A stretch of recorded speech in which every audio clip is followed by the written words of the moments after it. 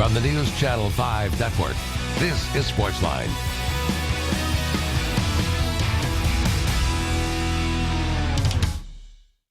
Good evening, Nashville. Welcome to SportsLine. John Burton with you. Our usual Wednesday night get-together. We'll be here for the next hour. Glad to have you with us. You see the number at the bottom of your screen.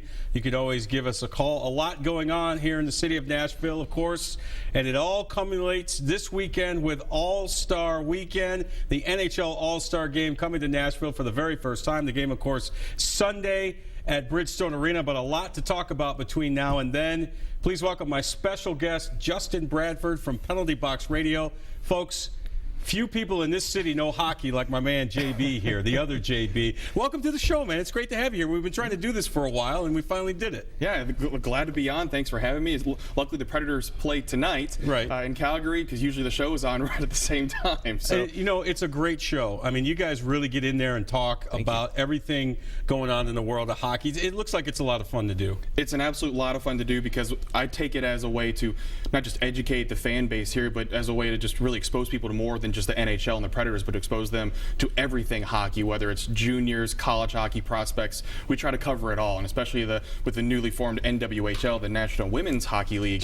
Really trying to take advantage of that and really expose people to more parts of the game so they become just a better educated hockey fan, knowing whatever is going on. Yeah, it's Penalty Box Radio. You can listen to it on 102.5 The Game, and I'm telling you, it's a great listen if you are a hockey fan, or if you're somebody like Justin said who wants to learn about the game of hockey. Let's talk about you. You got a great book, Nashville Predators: The Making of Smashville. It's doing well. It's selling like hotcakes, and it's really, and we're going to get to the gist of it in just a second, but it really is about how Nashville has become a hockey city, right? It really is, and what I did, I wanted to cover everything from the very beginning, from before the city even had a team, to as far present as I could before the published date. So it includes interviews with Peter Laviolette and Philip Forsberg, some of the newer players and newer additions to the team. It goes all the way back to some of the originals, like Barry Trotz, even Craig Leopold, the former owner, and David Poyle, the general manager, who's been with the team throughout its entirety. So I really wanted to focus on everything from how the team was formed, how it became here, how it got its name,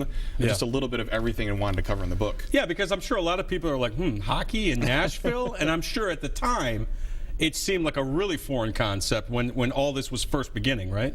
It kind of was, especially professional hockey in the NHL spectrum. They had minor league hockey, you had the Knights, you had the Flyers, and so you've had the Dixie Flyers, which had a really strong core fan base here, but the NHL was something very different and new to this city, and looking back at it, Craig Leopold originally wanted to bring an NBA team to Nashville, and that's why Bridgestone Arena is built the way it is, that it's really suited for basketball very well, as we see with the SEC tournament, with having all those different tournaments here in Nashville. But hockey was something that happened after the arena was already built, and so that became an opportunity for him to purchase, to bring them into Nashville as an expansion franchise, and it took off, and it's something that sports fans are just great in Nashville, because they love their teams, they bleed their teams. And so as it continued to grow and as they began to just feel that hockey breathing in them, it's just taken off so much. I've seen you at virtually every Predators home game. You are there all the time, every practice. I mean, hockey really is a passion for you, right? You grew up in Michigan originally, and that's a hot hockey area. You moved to Tennessee, I believe, when you were 7 years old. Is that correct? Yes, that is correct. Yeah. So obviously, growing up in that area, you were probably a hockey fan when you were a young kid. You were able to take that love here down south. It must have been a little bit tough at first, right?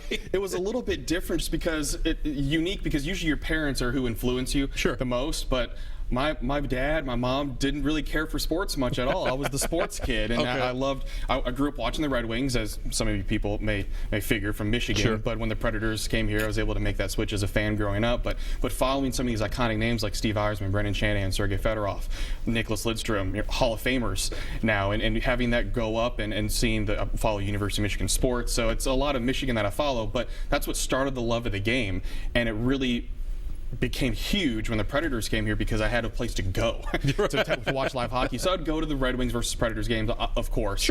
But then as I continued to learn more about the Predators as a kid, because I was in middle and high school when they were just starting out, that's when the fandom really became to grow within me, and wanting to cover it came along after college, and that big time fan to where I wanted to analyze the game and look at the game and talk to players, and then more of a reporting aspect really kind of came a little bit later. Now, it's one thing to want to do it, but you were able to make it happen. I mean, how were you able to do it? I mean, you've done a lot of good things. In addition to the book, which we're going to talk about throughout the hour, 2014, you won the Best Sports Reporter Award, and Penalty Box Radio voted the second best blog in Nashville. I mean, this is something that started from nothing, and you've built it to be a really huge entity here in Nashville. I mean, that's something you got to take a lot of pride in. How'd you do it? I really do, and it's not just me, it's the team that I built around with me, is wanting to build an empire, a hockey empire, but it's one of those things in Nashville. In Nashville, and that's the big thing too, is that's why I pride myself on us covering more than just the Predators, but covering college hockey and junior hockey, is that when people see, wait, they're covering all these different aspects of hockey, but they're based in Nashville? Yeah. That's what I really pride myself on, because I have a writer that's based in Toronto, I have writers based all throughout Tennessee, writers in different parts of the country and of the North America, and that's what I really pride myself on too, is that I built a really good team, that we started off as just a free 30-minute podcast on Blog Talk Radio, and we were able to build that into an hour-long show, and then able to bring it to ESPN Radio with 102.5 The Game, and from that little bit starting as a late night 10 o'clock at night show, and to be able to bring it to something that's live on the air weekly is really something that I'm really proud of, that we've accomplished so much in just covering all aspects of the sport. And the thing about it, when you mentioned covering all aspects of the sport, it's so important, because I'll be honest with you, when it comes to NHL draft time, I don't know who any of these kids are. Okay, I don't follow, you know, Ontario Junior League hockey or whatever it is. Publications like yours and shows like yours really can educate the fans as to, hey, this guy would be a nice addition for the Predators because, you know, he's that first line center we've been waiting for, or this guy's a blue line defenseman. He's a kid that, you know, is coming up in the junior leagues. I mean, you give folks that knowledge. We really try to, and that's what's so unique about hockey as a sport, similar to baseball, but those are the only two sports that have these developmental leagues where you can start following prospects so far. Football, you have college and then you have pro. And if you don't make it, it's really tough out of college to find your prime later, whereas hockey and baseball, players could find their prime maybe in their mid-20s. They have time to develop, and that's why it's really important for prospecting, that you may see a guy and they get drafted, but you don't really hear about him in the pros for maybe 5-6 years. That takes time for them to mature, and that's what I really love about it, is that we'll have people hitting our site researching maybe an article that's 2 years old but is written on this prospect that we covered and wrote a prospect report on, because we've had people watching him play live and really get that feel for him. So you have your people out there, kind of your scouts, your writers. I mean, it's tough to travel all over Canada to go to these different leagues and out west, right? Yeah, I do have writers everywhere, but also I was trained as a scout last year with ISS Hockey through their internship program, which is great. What was that experience like? It was a wonderful experience, because they're based in Guelph, Ontario, and I had a great experience with them. Where is Guelph? Where is that? It is just northwest of Toronto. Really? Yes. Because I used to live in Buffalo, and Fort Erie obviously is right there, and so I'm familiar with some parts of Ontario, and certainly not Guelph. Guelph, yes. How do you spell that? Guelph.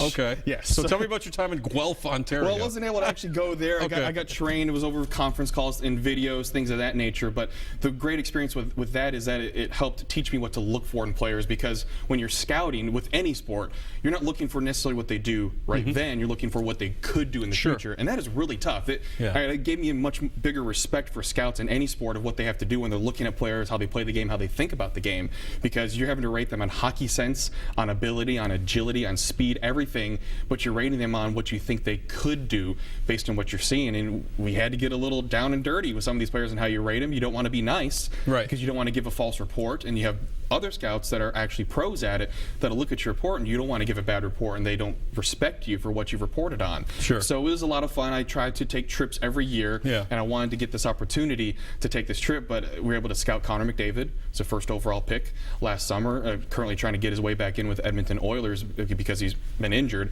But scouting these different players and having that information, that ability, it really has helped me know what to look for in a lot of these different players when they're getting drafted, and having that information available too, to provide that to fans of any team, to tweet that out, put it on Facebook, write an article, anything to give them information, because that's what fans want. Right when that player's drafted at the draft, they're instantly looking. They want to be able to know, okay, I read about this guy. He can do this, he can do that. And it's tough to find sometimes. I can imagine. Justin Bradford is here from Penalty Box Radio. He's the author of this book that I have in my little hand right here, Nashville Predators, The Making of Smashville. We're going to talk about that a lot throughout the hour. We come back. We're going to take our first break. We come back. We're going to talk about the NHL All-Star Game, of course, coming here to Nashville this weekend. The game is Sunday afternoon at Bridgestone Arena. We're going to talk about all the fun and festivities that are coming your way this weekend and what we can expect from the game itself. 3-on-3 format, new to the All-Star Game. We'll get to that in your phone calls right here on SportsLine. Stay with us.